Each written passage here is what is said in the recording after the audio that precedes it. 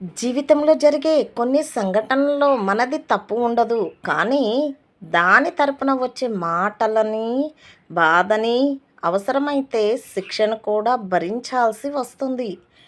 ఆ సమయాల్లో మనది తప్పు కాదు అని రుజువు చేసుకోవటానికి చాలా ప్రయత్నిస్తాం. కానీ, పరిస్థితిని బట్టి ఓడిపోతాం. తప్పు చేసి నిందించబడినప్పుడు కలిగే బాధ కంటే చేయనప్పుడు నిందించబడితే కలిగే వచ్చే బాధ వర్ణనాతీతం.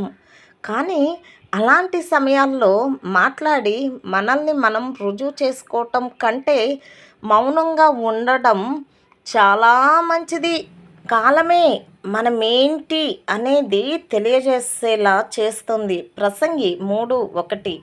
ఆ కాలం దేవుని ఆధీనంలో ఉంది. యేసయ్యని సిలువ వేసే సమయంలో ప్రజలు ఆయన్ని నిందించినప్పుడు ఆయన మాట్లాడగలిగి ఉండి కూడా మౌనంగా ఉండిపోయాడు.